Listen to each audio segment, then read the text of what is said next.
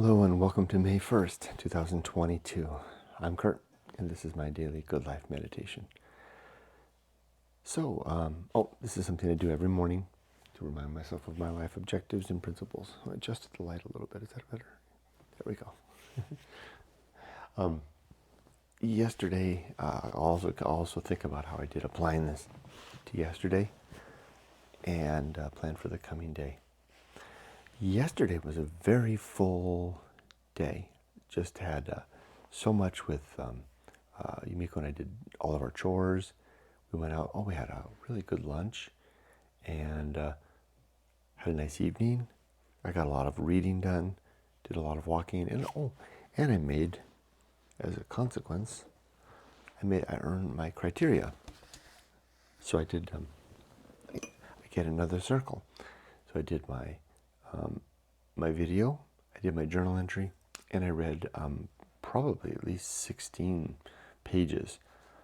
So good. So the last one here for Saturday gets a circle. That means a complete week. This is the first one. A first full week of circles, meaning that I essentially met my life criteria this week.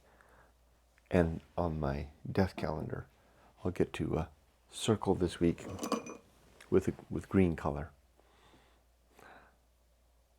What if I should use, is green good? Maybe orange would be better. Something that really stands out. Maybe orange. I like orange. So I was having a thought just before I started the camera. I was picking up my coffee. And I was thinking how if I'm living a life in such a settled way, settled isn't the right word.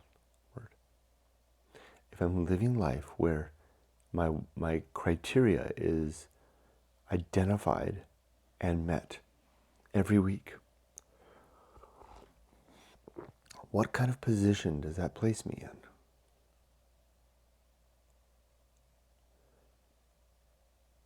It places me in an optimal position to die, which is my first objective. My first objective is to always be ready for death. Am I, in fact, aligning those? So the thing is, always be ready to die means that I have to have my affairs in order, my paperwork, my documents, all the stuff that constitutes, my interaction with the world, my engagement with the world. So does what I'm doing do that? Does making a video, doing a journal entry, and reading do that? No, it doesn't. But I've never had any trouble with that. I've had my affairs in order for decades. I mean, okay, notwithstanding the fact that I went broke. My fortunes have come and gone, so. But I've always kept good records, and I've always been clear. I've made sure that Yumiko is aware of how to access all the stuff and what my final wishes are. But it doesn't really count for that. I guess in a way, since the video part of the criteria, because I guess I should change this a little bit. The video that I'm making right now, the Good Life meditation video, is the thing that helps me to attend to that, because this is what forces me to look at daily, to look at my objectives and principles.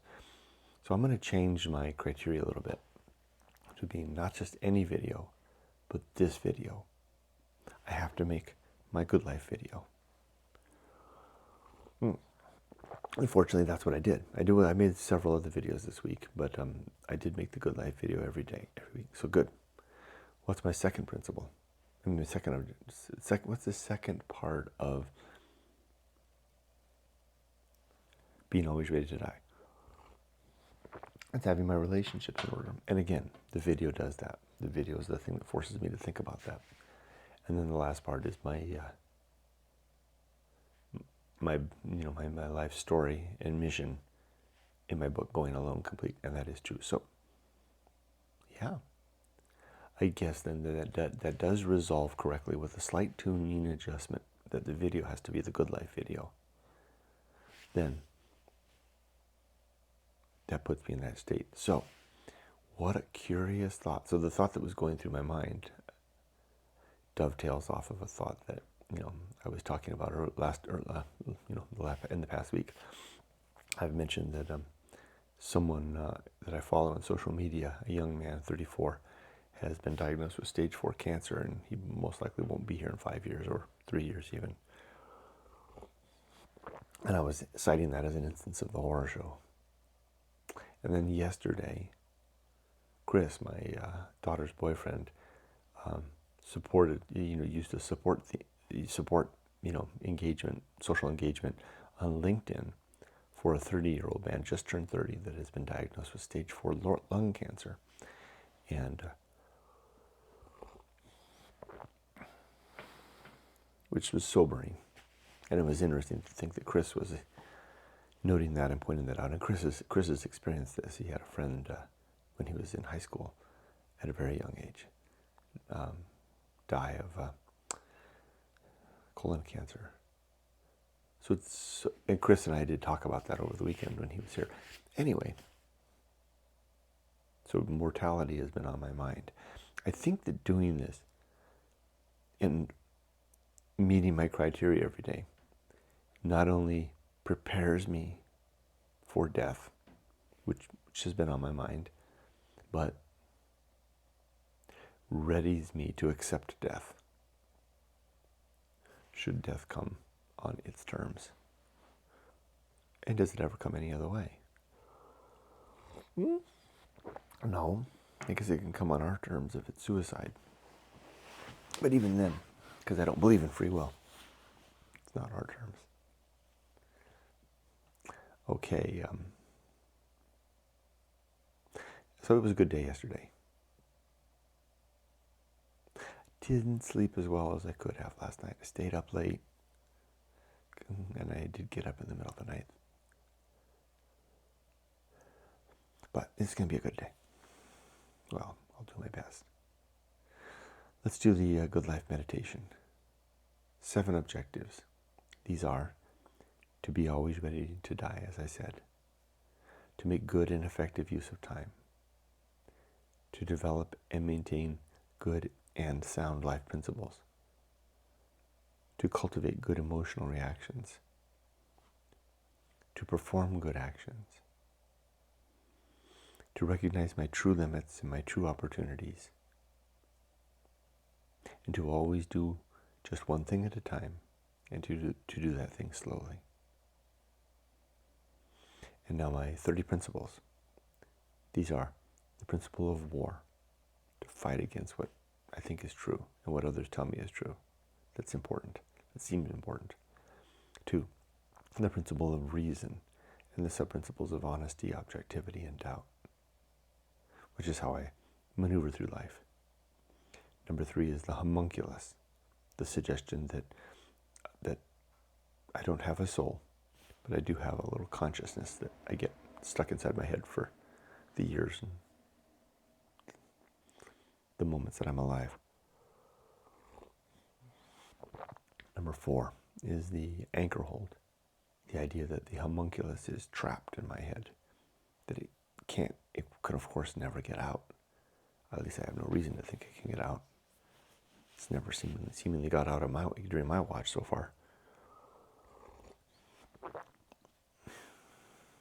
Except that one time when I was a teenager that I tried to do that thing where you could move your mind somewhere else. I imagined I did, but I don't think I did. It was interesting how you can convince yourself of that. I was on a small boat down napping or meditating, and it was that point in my life when I kind of briefly I had left Christianity and had briefly considered, the spiritual, path. And I was meditating, and we were coming back from Catalina Island, entering the harbor at Seal Beach. And I had gone down below deck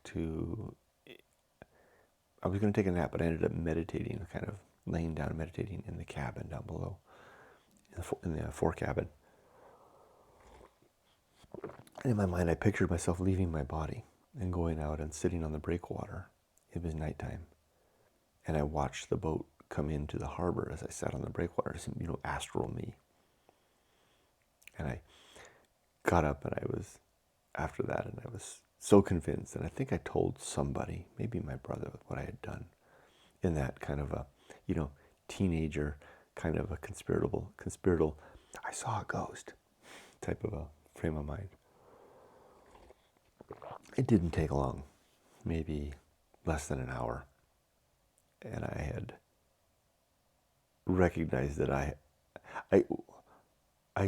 said to myself, "Oh, Kurt, look what you did. You ran away with your imagination. Nice job."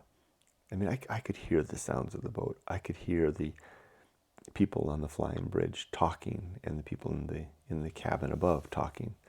I knew from all those sounds where we were. It wasn't very hard. And the sound of the engine changing, right? I mean,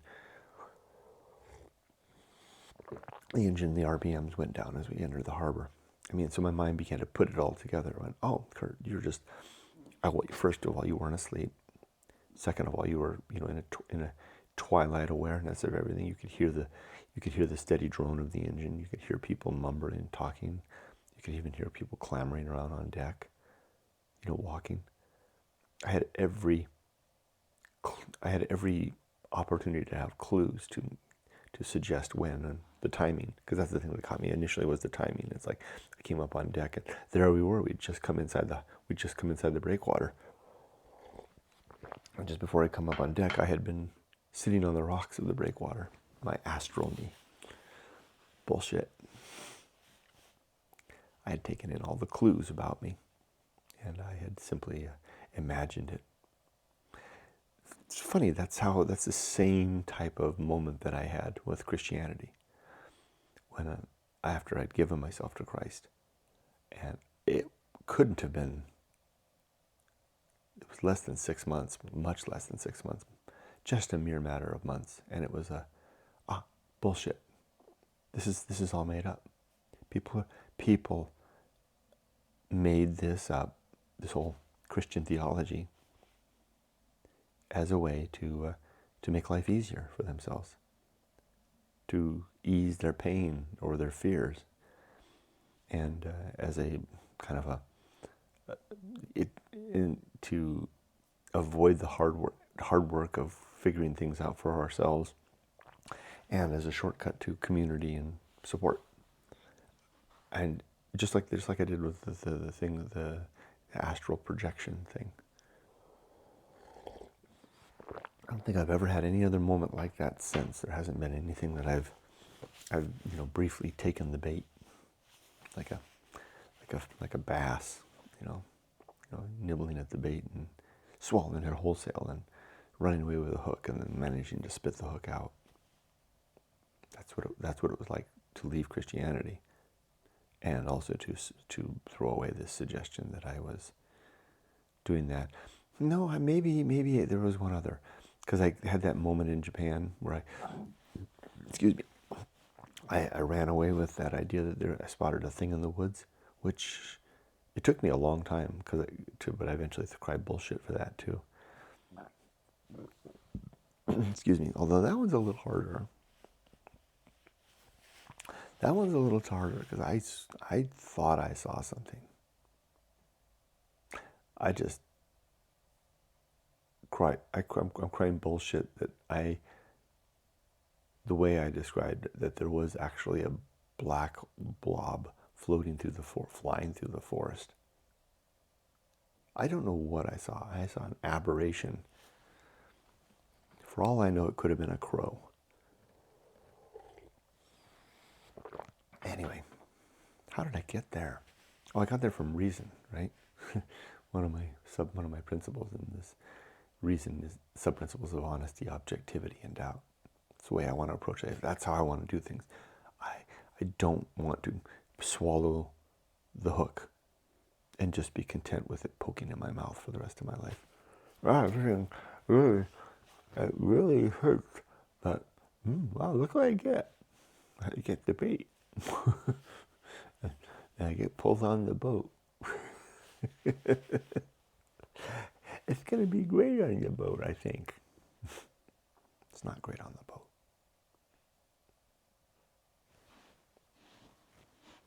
I mean, well, maybe it is. I mean, to those who like being on the boat.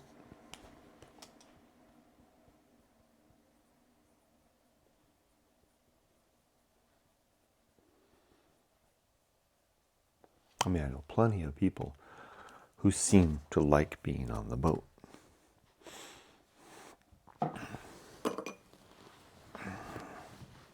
No boat for me. Thank you. I'll swim.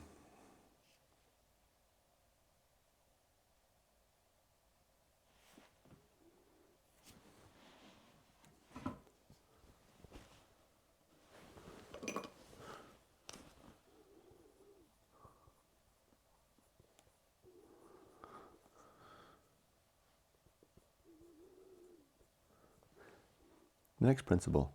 Well, I already actually got quite a ways through, didn't I? I talked about the homunculus, and then I talked about the Anchorhold, and then didn't I?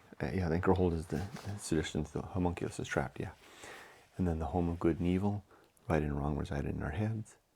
Purpose. The three purposes in my life are to be a good husband and father, to be a virtuous human being, improving the well-being of others and myself, and sharing the message of my book, Going Alone. And the Good Life Creed. The next is the atomic principle. Everything is made of little pieces, including me, and I'm going to fall to pieces pretty quick. So are you. And then the principle of nature. Everything has some particular nature, and it's good to recognize what that is, so we abide that, or at least we expect it. And then the pirate ride. Free will is a seemingly quite convincing illusion. That even though I'm convinced it's an illusion, I can't quite convince myself. I can't see that. I can't see that idea. Can't make it part of my everyday. What would that be like if I was able to if I was able to operate with the idea that free will is an illusion? I'm simply merely convinced that's the case, but I don't operate that way. What would that be like, I wonder? I'm going to try to get there.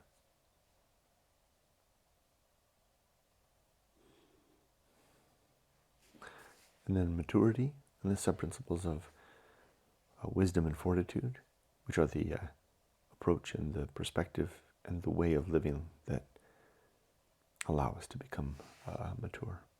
Wisely remembering our successes and failures, and having the strength to do better.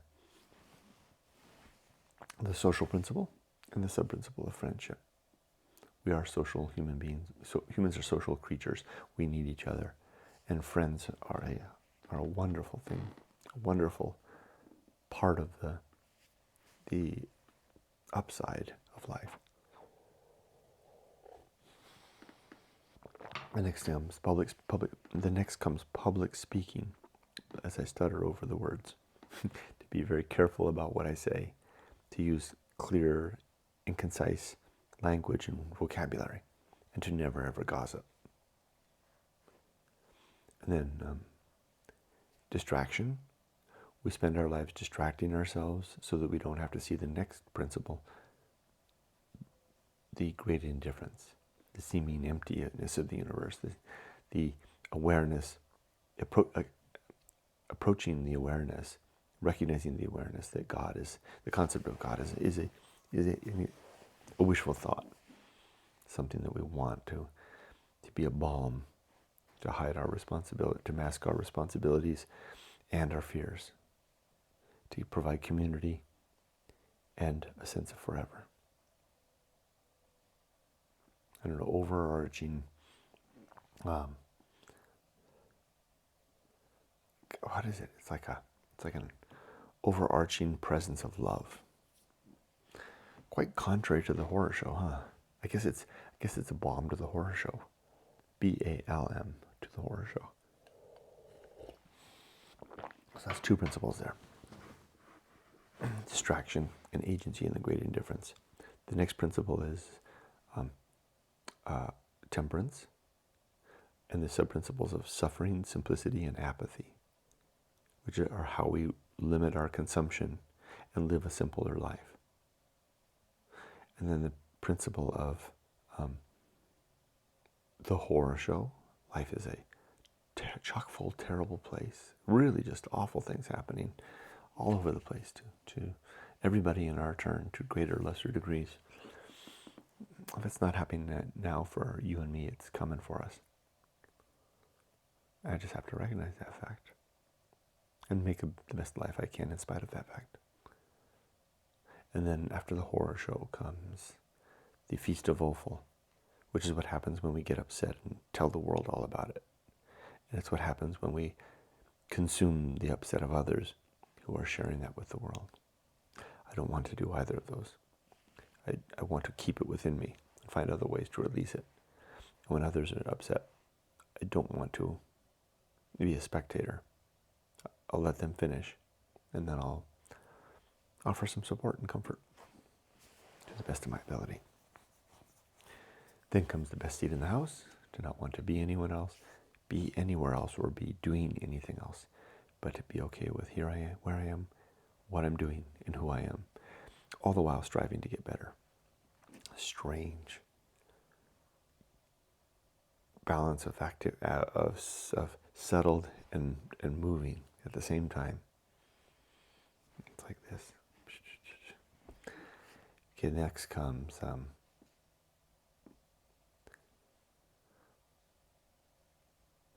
the Path of Wildness. It's a way to move forward from a settled life into a new life, to create a new chapter in life, to maybe even for some of us live life. It's the moving forward that constitutes the best part of life. Although that's less so for me now as I'm getting older. I'm beginning to learn how to. Well, it's because I've traveled far. And I'm getting old, and this settled is nice. It's nice it's nice to grow old and sit a little bit rather than continuing to move all the time, especially if we've moved already a lot. Literally moved in terms of like moving from one place to another, but moved in terms of keeping the progress, the inertia forward in life. Forward inertia, that's it. Okay, next comes the risk of avoiding risk. The surface level risks of life are the safe and the sane of education, career, home, family, security. The deep risk is finding ourselves and making our story. I would almost want to call it a super story. Not like a super duper story, but the super story, the overarching story. Like, what is the theme? Like my story is my decision to go to a university, and my meeting Yumiko, having a family, moving back and forth between Japan and America, and all the details therein. The super story is going alone, which is part and parcel of the story, but it's the overarching thing. I never thought of that before. That's a new perspective for me. The super story.